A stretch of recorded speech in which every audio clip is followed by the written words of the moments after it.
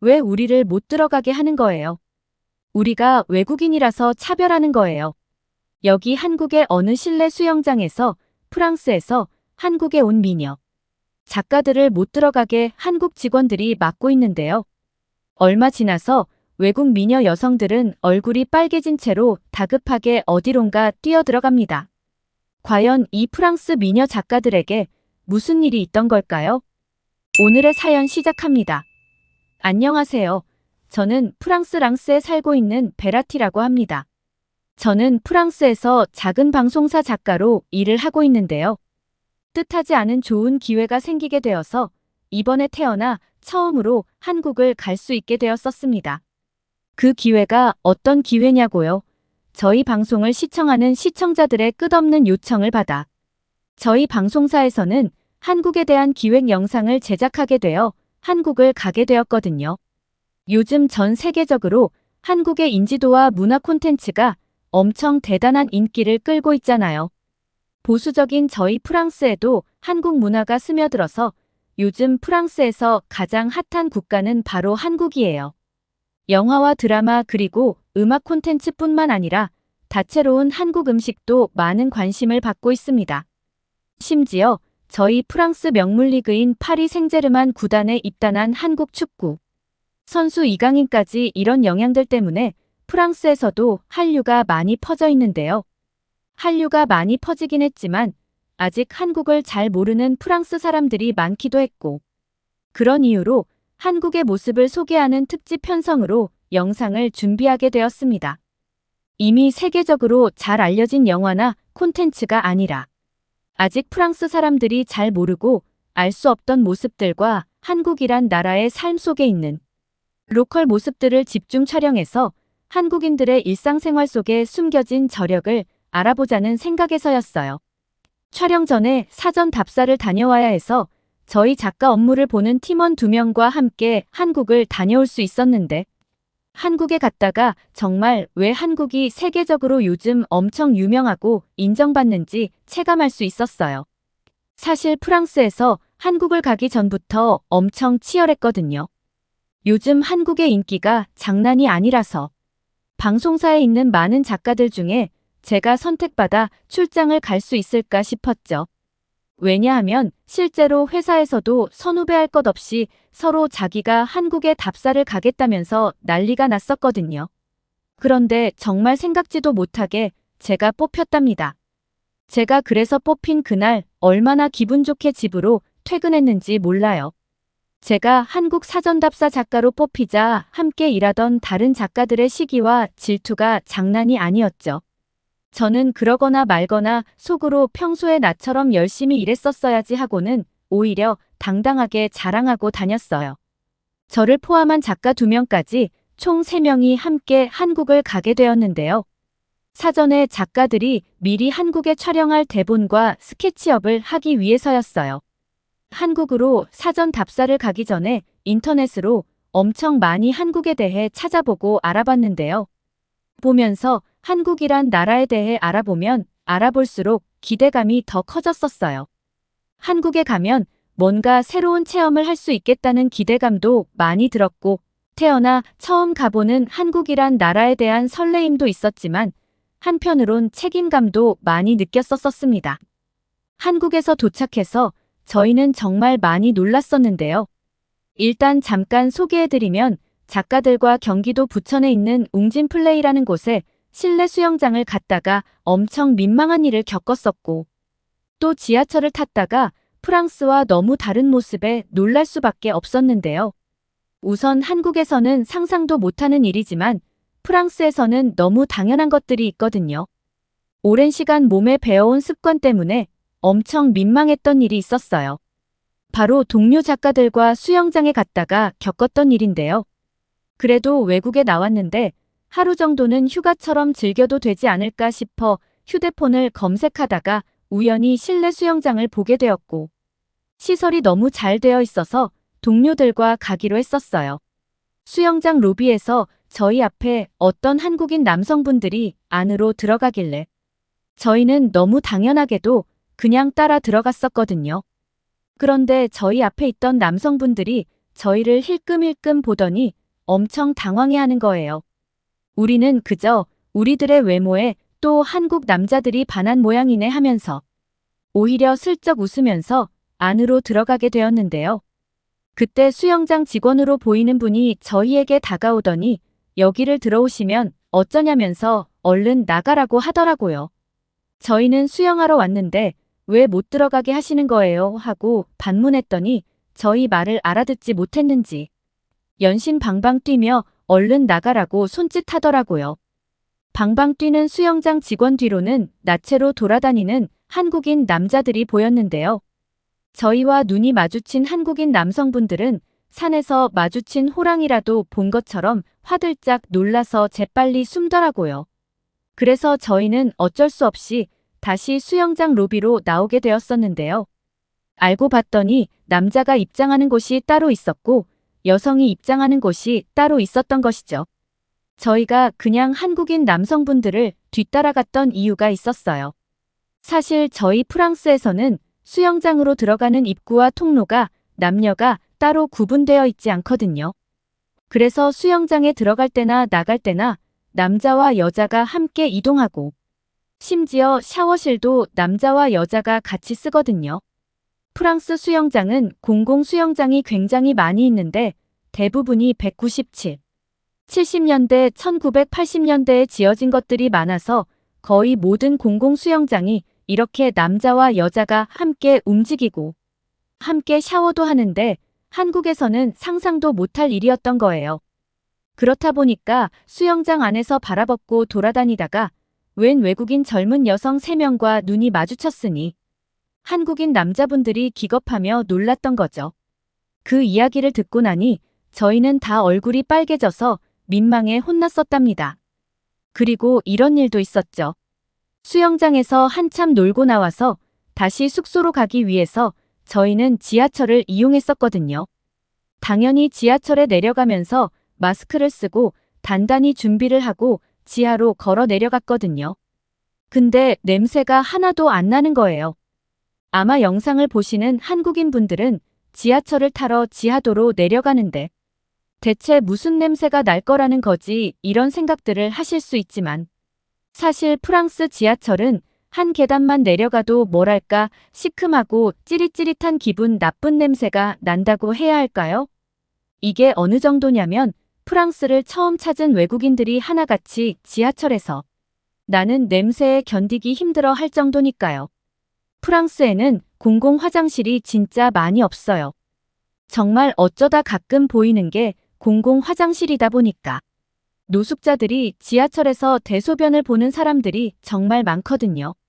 그리고 여기에 더해서 제가 프랑스인이라 좀 민망하고 부끄럽긴 하지만요. 저희 프랑스 사람들은 머리를 잘 안 감아요. 자주 감는 사람이다라고 하면 한 일주일에 1번, 2번 정도 감고는 감질 않거든요. 샤워는 해도 머리는 안 감고 보통 가끔 미용실을 가면 그때 감는 게 거의 다예요. 그래서 프랑스 중년 여성분들은 미용실을 다녀온 날이면 머리에 비닐 모자를 쓰고 다니시거든요. 오랜만에 손질도 하고 머리도 감았는데 망칠 수 없다면서 머리 한 날은 비닐 모자를 씁니다. 저는 프랑스에서 태어났고 오래 살아서 잘 느끼지 못하는데 가끔 늦잠 자서 회사에 지각이라도 하는 날엔 씻지도 않고 집에서 바로 지하철을 타러 뛰어내려가는 날이 있거든요.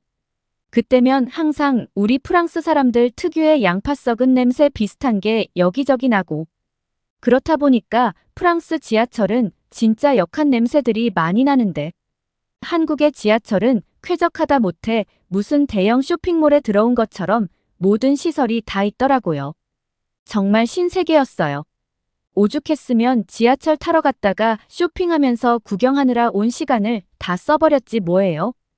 한국의 지하철 열차 안에서도 냄새와 빈대 습격에서 자유로울 수 있었는데요. 프랑스는 사람들도 지하철에 많고 고약한 냄새들이 진동을 하거든요. 일부 프랑스 여자들은 이런 냄새 때문에 향수를 가져오는 사람들도 있는데 오히려 그 향수 냄새 때문에 더 견디기 힘들 때도 많아요. 쾌쾌한 화장실 냄새 씻지 않아서 나는 양파 썩은 냄새, 그걸 감춰보겠다고 뿌린 향수 냄새 아주 대환장 파티죠. 근데 한국 지하철은 이렇게 쾌적한 상태로 어디든 갈 수 있다고 하니까 프랑스와는 정말 비교도 안 되게 좋았습니다. 저희가 머무르는 호텔은 종로에 있는 곳이에요. 한국 직장인들이 주로 많고 또 저희에게 도움을 주겠다던 한국의 영화사 작가로 일하는 분이 종로에 회사가 있다고 해서 숙소를 종로에 잡았죠. 저희가 아마 종로에 도착한 시간대가 딱 퇴근 시간과 겹쳤었던 시간이었습니다. 근데 좀 신기했던 게 있었는데요. 직장인분들이 퇴근하고 집으로 가기 위해 엄청 쏟아져 나오는데 그 많은 인파들 속에 그 누구도 담배를 길거리에서 피지 않더라고요. 간혹 길을 가다 골목이나 외진 곳에 있던 흡연 부스에서 피우는 사람들은 있었지만 길거리에서 길을 걸으며 담배를 피우는 사람들은 눈을 씻고 찾아볼 수 없었어요. 사실 제가 평소 담배 연기를 몹시 싫어하거든요. 태어날 때부터 선천적으로 기관지가 좋지 않아서 담배 연기가 늘 저에겐 괴로웠었어요. 프랑스에서는 담배뿐만 아니라 대마초 같은 마약을 피우는 사람들도 정말 많거든요. 아마 한국 사람들은 대마초를 손에 들고 있기만 해도 쇠고랑 차고 잡혀간다고 하던데 프랑스는 보통 5명에서 8명 정도 모여 파티를 하면 그중에 2명, 3명은 마약을 하거든요. 그래서 고등학교를 다니는 나이대만 돼도 너무 쉽게 마약을 접할 수 있고 대부분의 아이들이 마약을 하게 됩니다. 근데 이렇게 대마초를 피웠다고 해서 한국처럼 잡혀가거나 하지 않아요. 프랑스에서는 그게 죄가 아니거든요. 그렇다 보니 길 가다 마주치는 사람들이 대다수가 담배를 피워서 그 연기를 제가 다 들이마시게 되어 고생했던 기억이 많아요. 근데 한국은 그런 모습이 전혀 없었고 오히려 흡연 부스에서 밖에서 피우던 분들도 저희가 그 앞을 지나가자 담배를 뒤로 숨기고 재빨리 흡연 부스 안으로 들어가시더라고요. 도움을 주겠다던 영화사 작가분에게 물어보니까 한국은 요즘 길거리에서 걸으며 담배를 피우면 사람들에게 손가락질 당할 일이라면서 안 피운다고 하더라고요. 특히나 공공장소에서 대놓고 담배를 피우는 사람은 아마 만날 수 없을 거라면서요. 프랑스에서는 집 아니고 어디고 말도 못하게 흡연을 하거든요. 방 안에서 피우는 사람들도 종종 있긴 하지만 대부분 발코니에서 많이들 피워요. 아기와 함께 있는 엄마나 강아지를 데리고 산책하는 사람들이 담배 피우는 것도 흔하고요. 그냥 여기저기서 아무렇지 않게 담배를 뻑뻑 피운다고 생각하시면 돼요. 이런 저희 프랑스 이야기를 한국 작가분께 해줬더니 한국 작가분은 깜짝 놀라시더라고요. 자신은 프랑스가 굉장히 선진국이고 매너 있는 나라라고 생각했다면서요. 그 말을 들으니 프랑스인으로서 엄청 부끄럽더라고요. 그러면서 한국에선 그렇게 집안에서 담배를 피우게 되면 분명 큰 싸움이 날 만한 일이라면서요. 더군다나 아기 엄마가 담배를 피우는 건 정말 상상도 못할 일이라고 했습니다. 보통 아이가 생기면 피우던 사람도 담배를 끊는 게 한국이라고요. 솔직하게 진짜 제가 프랑스인이지만 한국이 프랑스보다 훨씬 성숙한 의식을 가진 선진국이라고 느꼈습니다. 한국인 작가분이 할 일이 있어서 먼저 사무실에 들어가야 하는데 이따가 퇴근하고 저녁에 맛있는 음식을 대접할 테니 연락한다고 하고는 가셨는데요. 저녁에 다시 만난 작가분은 꽤나 맛있어서 사람들이 많이 오는 뼈 해장국을 먹으러 가자고 했어요. 뼈 해장국. 난생 처음 들어보는 메뉴에 저희는 아리송했었는데요. 뼈로 해장국을 만든다니 대체 이게 무슨 음식일까 궁금하기도 했었습니다. 저희는 작가분의 안내로 식당에 도착해서 작가분이 주문한 음식이 나왔었는데요. 음식을 보고 온 저희는 너무 놀라서 다시 한국인 작가분을 올려다봤죠. 저희의 표정을 보더니 한국인 작가분은 왜 그러냐면서 이거 엄청 맛있는 음식이라고 말하더라고요. 근데 저희 앞에 있는 음식은 다 찌그러진 냄비에 뭘 섞은지 모르겠는 빨간색 국물이 보였고 국물 위에는 길에서 흔히 보이는 풀떼기를 뜯어다 올려두었고 풀떼기 밑에는 뼈만 앙상한 뼈 조각들이 들어가 있었어요. 아니 이게 대체 사람이 먹는 음식인 건가 싶을 만큼 정말 충격적인 비주얼에 저희 동료들은 숟가락을 내려놓고는 고개를 돌리고 말았었는데요. 저희를 보더니 한국인 작가분은 보기에는 이래 보여도 한국에서는 되게 유명한 요리라고 이야기했어요. 뼈 해장국은 한국의 전통적인 음식 중 하나로 돼지뼈를 사용하여 만든 국물 요리라고 하시면서 한국에서 오랫동안 사랑받아온 대표적인 국물 요리 중 하나이기도 하고 약해진 기운을 회복하는데 효능을 가진 음식이라서 고된 일을 했거나 전날 술을 많이 마셨던 날이면 한국인들 많이들 찾는 음식이라고 하더라고요. 그러면서 뼈 해장국 홍보대사처럼 효능에 대해서도 막 설명해 주시더라고요.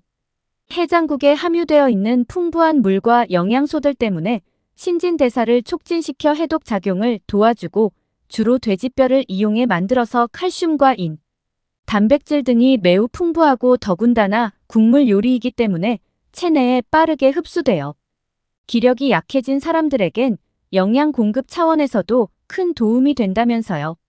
그럼에도 이상한 비주얼에 선뜻 손은 안 가더라고요.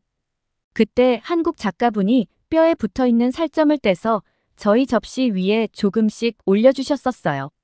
한번 먹어보면 괜찮아질 거라면서 말이죠. 호의를 무시할 수도 없는 터여서 어쩔 수 없이 저희는 접시 위에 올려진 살점을 먹었는데 맙소사 너무 맛있는 거예요. 살코기가 어찌나 부드러운지 몇 번 씹지도 않았는데 입안에서 사라졌죠. 옆에 있던 동료한테 이거 은근 맛있지 않아라고 물어보려고 고개를 돌렸는데 저와 함께 왔던 동료들은 언제 그랬냐는 듯 한 손으로 뼈 조각 들고 쪽쪽 빨아먹기까지 하고 있더라고요. 그렇게 음식을 맛있게 다 먹고 나니 저녁 8시가 넘었더라고요. 내일은 한국인 작가분이 본인의 집에 저희를 초대해주겠다고 하고는 저희는 내일을 약속하고 헤어졌는데요. 한국인 작가분도 집으로 돌아갔고 우리도 숙소로 이제 가자고 하고는 길을 걷다가 대체 밤인지 낮인지 구분이 안 될 정도로 빛나는 밤거리에 저희는 눈을 빼앗겼었어요. 프랑스에서는 조금만 어두워지면 밖에 돌아다니는 사람이 없거든요. 그래서 좀 으슥하기도 하고 무섭기도 한데 한국의 밤거리는 전혀 그런 느낌이 없더라고요. 빛나는 한국의 밤거리를 휴대폰으로 촬영해서 프랑스에 있는 동료들에게 전송했더니 기절하려고 했습니다. 늦은 밤에 돌아다니고 있으니까 저희를 보고 미친 거 아니냐면서 얼른 숙소로 들어가라고 말이죠. 프랑스는 낮에는 활기차고 따뜻한 도시였다가도 해가 지고 밤이 오기만 하면 완전히 상황이 달라져요. 밤에는 혼자서 함부로 어디를 돌아다닌다는 건 상상도 못할 일이고 범죄자들도 많고 노숙자들도 많아서 쉽게 물건을 도난당하거나 심지어 묻지마 폭력을 당하는 경우도 빈번하거든요. 그런 상황에 오밤중 여자 3명이 미친 사람들처럼 웃으며 어두운 밤길을 돌아다니고 있으니 당연히 프랑스에 있는 동료들이 봤을 땐 우릴 정말 미쳤다고 생각할 수 있었을 거라 생각합니다.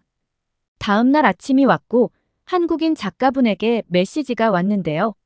저희가 있는 호텔로 픽업을 오려고 했는데 오전에 처리해야 할 일이 급하게 생겨서 보내준 주소로 택시를 타고 찾아오라는 메시지였어요. 택시를 타기 위해서 숙소를 나와 도로를 건너가려고 했었는데 한 꼬마 아이가 제 치마를 잡으면서 가면 안 된다고 하는 게 아니겠어요? 그 모습에 그 한국인 꼬마 아이에게 왜 치마를 잡은 거니? 라면서 조심스럽게 물었는데요. 저희 말을 알아듣지 못했던 꼬마 아이는 고개를 절레절레 저으며 신호등에 빨간 불을 가리켰는데요. 아마 빨간 불인데 왜 건너려는 거냐 뭐 이런 거였던 것 같아요. 저희는 너무 민망해서 고맙다고 하고는 녹색불이 켜질 때까지 기다렸었는데요. 사실 프랑스는 무단횡단이 거의 습관이거든요. 신호등이고 뭐고 일단 내가 도로에 왔다면 그냥 건너는 게 일상이에요. 오히려 빨간 불일 때는 뛰어서 건너는 거고 녹색불일 때는 천천히 건너는 거다라는 말이 나돌 정도고 영상을 보시는 시청자분들 중에서도 해외에 나갔다가 어떤 외국인이 무단횡단하는 걸 본다면 아마 10명 중에 9명은 프랑스 사람일 정도로 무단횡단들을 많이 해요. 그러다 보니 저희도 모르게 신호를 무시한 채 건너려다 한국인 꼬마 아이에게 혼쭐이 났던 거죠. 우여곡절 끝에 저희는 한국인 작가분의 집에 도착할 수 있었는데요. 도착하자마자 현관문이 너무 신기하더라고요. 도착한 아파트 집마다 도어락이 붙어 있더라고요. 프랑스도 있기는 한데 흔하지 않고 호텔에나 가야 가끔 볼 수 있는데 한국은 어딜 가나 뭐든 최신식인 것 같았어요. 프랑스는 어느 건물이든 모두 현관문들은 다 열쇠로 열고 잠그고 해야 하죠. 그래서 어딜 가나 집 열쇠부터 회사 열쇠까지 많은 열쇠들을 늘 소지하고 다녀야 하거든요. 한국식 가정집은 그 집 안도 몹시 쾌적했는데요. 일단 바닥에 두꺼운 카페트가 깔려 있지 않아서 놀랐었고 그냥 맨 바닥인데도 바닥에서 온기가 느껴져 놀랐었죠. 바닥이 어떻게 이렇게 따뜻한 거지 되게 신기했는데 프랑스는 두꺼운 카페트를 대부분 거실 바닥에 깔아놔요. 왜냐하면 한기가 올라오니까 그걸 막으려고 그런 거죠. 그리고 대부분 신발을 신고 다녀서 집안에 굉장히 먼지도 많은데 한국 가정집은 맨발로 거실을 들어왔는데 발바닥에서 온기가 느껴지니까 어떻게 이럴 수 있는 거지 싶더라고요. 거실에 있는 소파에 앉아서 이런저런 많은 이야기들을 나누었는데요. 그때 동료가 머리가 자꾸 가려운지 계속 긁더라고요. 한국인 작가분은 샤워실이 있으니 가서 머리를 감으셔도 된다고 했었는데요. 동료는 괜찮다면서 거절을 하면서도 머리를 계속해서 긁더라고요.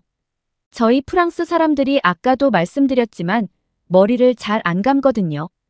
그래서 프랑스에는 빈대나 이가 엄청나게 많아요. 심지어는 초등학교에 이가 많으니 주의하라는 포스터가 붙어 있을 정도죠. 머리에 이도 많은데 빈대도 득실득실해서 빈대에 온몸이 물리는 사람들이 정말 많거든요. 저희들의 이런 이야기를 듣던 한국인 작가분은 프랑스가 정말로 그런 줄 몰랐다면서 엄청 당황해 하더라고요. 그러시더니 갑자기 안방으로 들어가서는 작은 상자를 가지고 나오셨는데요. 상자 안에는 이상하게 생겼던 빗이 있었는데 어찌나 촘촘한지 뭐에 쓰는 물건인지 도통 모르겠더라고요.